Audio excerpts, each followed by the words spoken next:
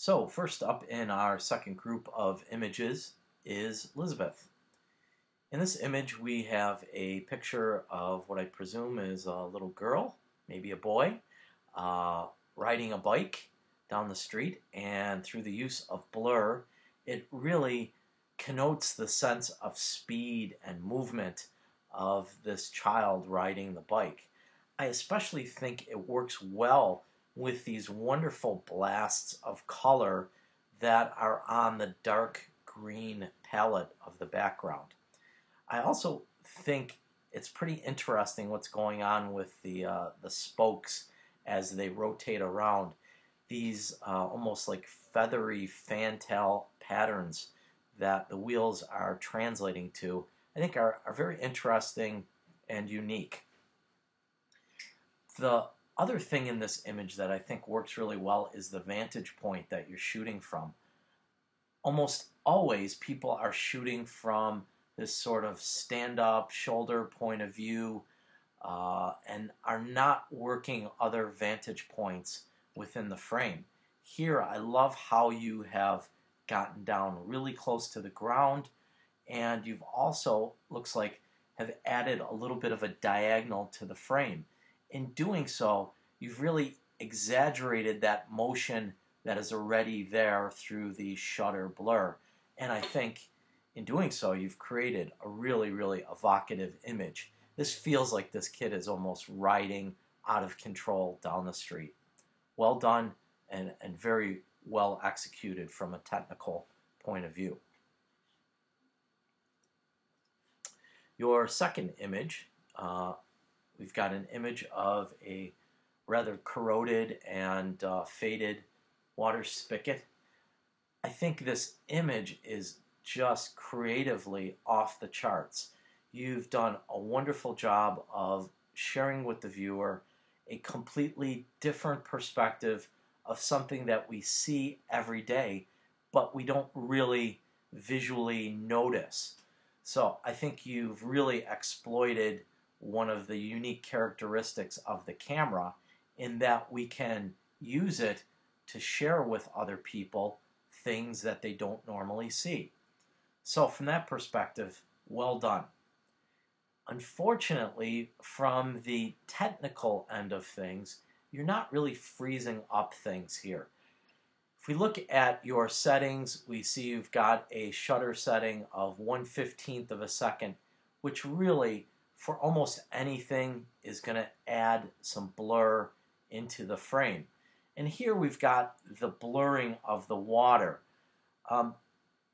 I like the blurring from an aesthetic point of view. I think it kind of really supports the abstract nature of this image, but we want to, for technical reasons, be able to control motion and be able to especially freeze it up here. So as an example of frozen motion, it's not working. What you would need to do to get this to freeze up, you would have to change your shutter setting to probably about 1/125th of a second or higher, which would mean that you would also have to increase that ISO speed range. So if we went up to 1/125th of a second as the shutter setting, the ISO would be an ISO of 1600. So that's how we do it. Again, that being said, I'm crazy about the image. I love the little reflection of yourself in the one part of the chrome that still seems to remain shiny. So good job here, although I'd prefer that you gave us an image also that had some freezing in it so that we could just make sure that you're comfortable freezing up things. So good job, some really creative photographs. I like the fact that you are pushing your comfort zone, giving us some different and unique vantage points, and just overall trying to break cliche with your image making. So good job here.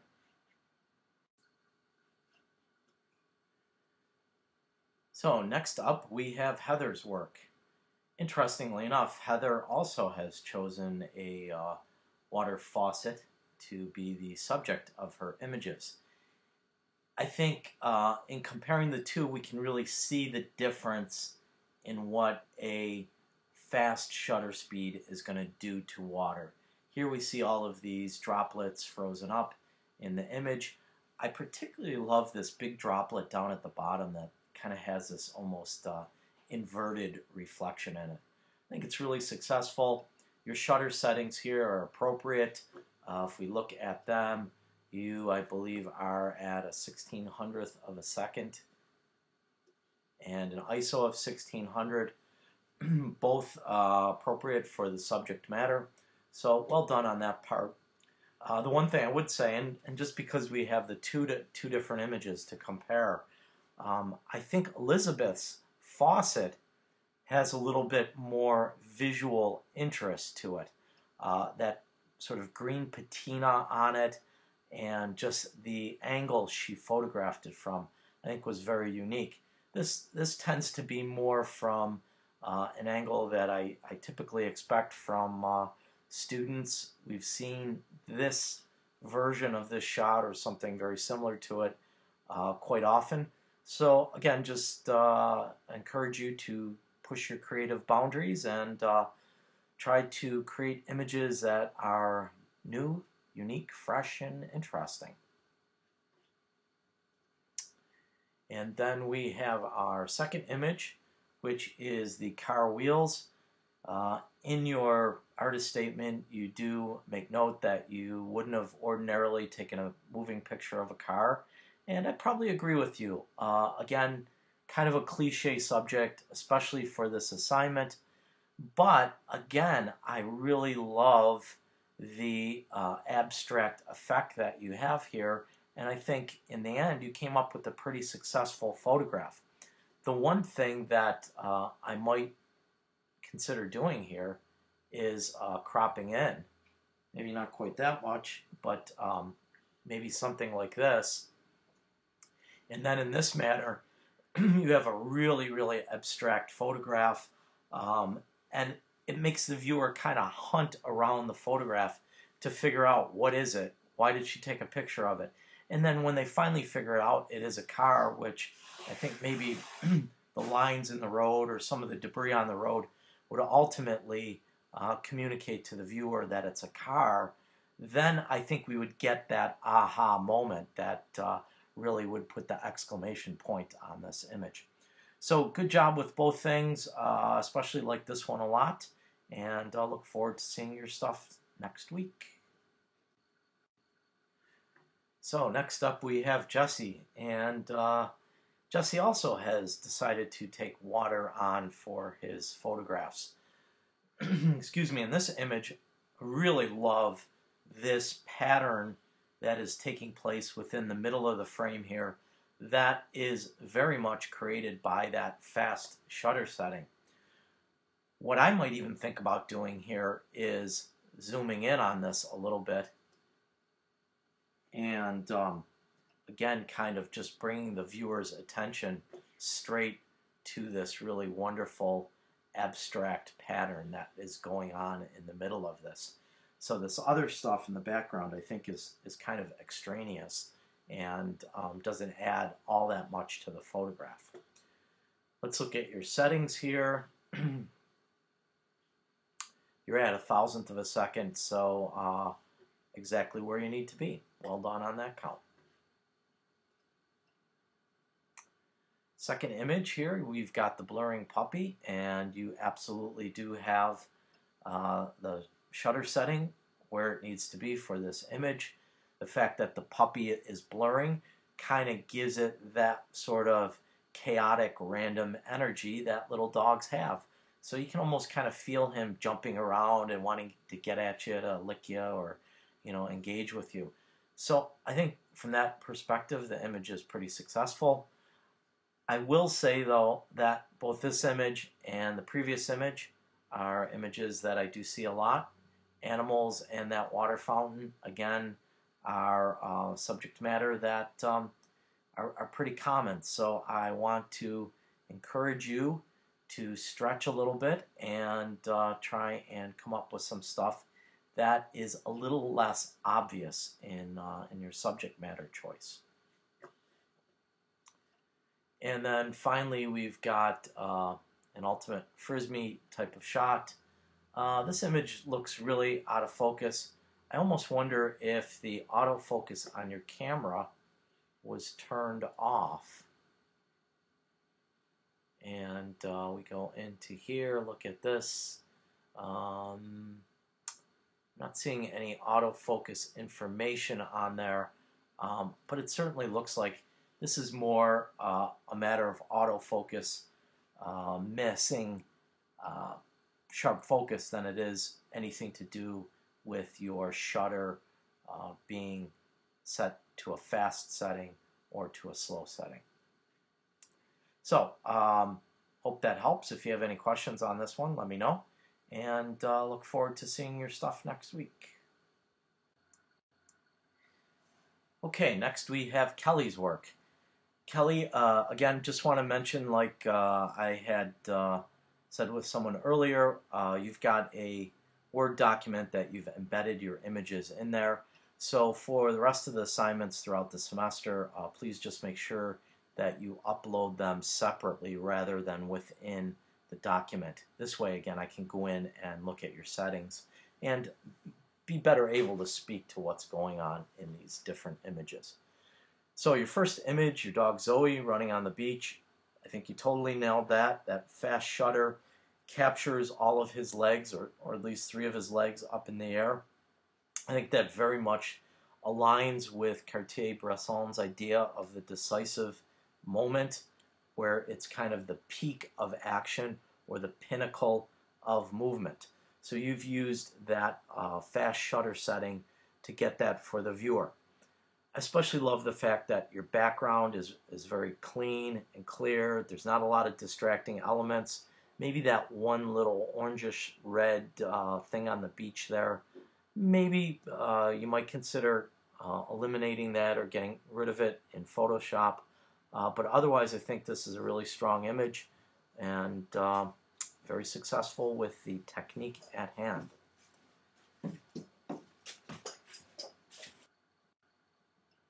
Second image with the fireplace, we've got the slow shutter setting, and of course we've got sort of those fingers of flame that are coming out of the burning logs. Again, I think good job with the use of the slow shutter setting. The flames here almost have a personality of their own. They're almost kind of shaped in a way that kind of makes them seem a little bit menacing, and certainly that adds a bit of visual interest to the photograph.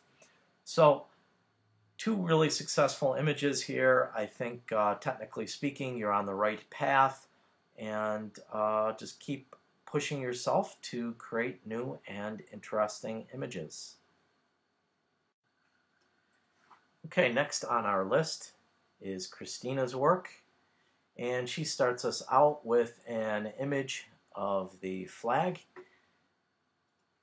I have to say right out of the gate, Christina, that flags are probably the most commonly photographed item that I see in this class. So this doesn't mean you shouldn't shoot flags, and if it is something that interests you, I would even encourage that you take pictures of flags. But to do so, and to do so in a way that is really unique and creative, is going to take a lot of risk-taking on your part, and again, trying something different.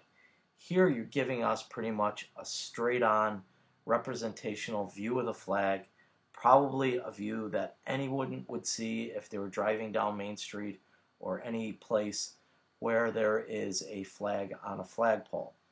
The one thing that is kind of troubling to me here is we've got these power cords that are really bisecting the frame, which gives it kind of sort of a sloppy look to it. It almost looks like you pointed the camera out of the car as you were driving along and just snapped it.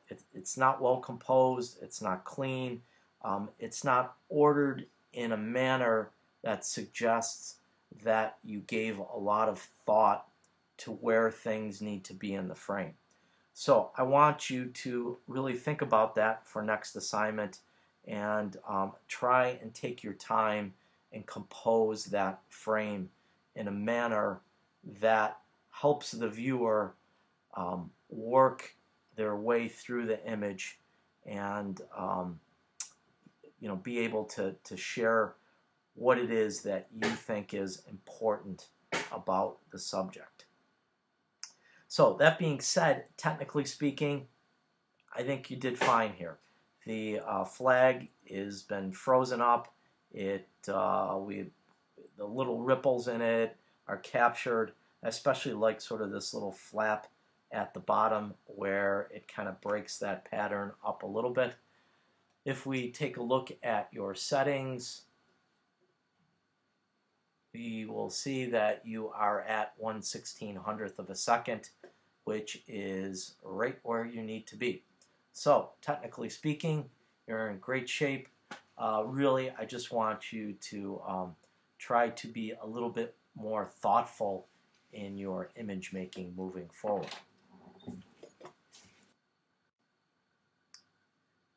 On our second image, we've got, looks like a scene walking across campus. We've got someone walking and they are blurred. The use of blurring here kind of suggests that this person is in a hurry to get somewhere. I think it's kind of humorous in the sense that you've juxtaposed it with this stop sign. So there's two opposing ideas going on here. One is telling us to sort of stop and slow down, and the other is the person that is really rushing and heading to class. So from a conceptual point of view, I like what's going on there. I think it says something, and it communicates an idea that is rooted in the technological understanding of the camera. So in other words, you're using that blur to tell a story about what's going on in the frame. So well done there. One quick thing, I do think the image is a little underexposed, and I'm just going to real quickly offer you a correction here. Tell me if you like maybe that a little bit better, a little bit darker and less washed out. If I was to show you your histogram, not if, when I do, there's your histogram. A lot of information going on here, no information going on here. That means that your exposure is very much weighted toward the bright ends of things and almost no dark stuff. So we want to have more of a hill that kind of is in this area rather than in that area of the histogram or in that area. So work on your exposure, and don't be afraid to go in Photoshop and darken things up as necessary. And then last but not least, we have Tom's image. In this photograph, we've got the coin that is kind of blurred and kind of frozen. So let's take a look at the information here and figure out what's going on. So the shutter setting is 1/160th of a second. And what that's going to do is things that are not moving very fast, and in this case probably the tabletop here, maybe even the fingers, they're not moving very fast, so that is going to freeze them up. But if you think about the coin as it bounces, it's actually relatively fast in its movement.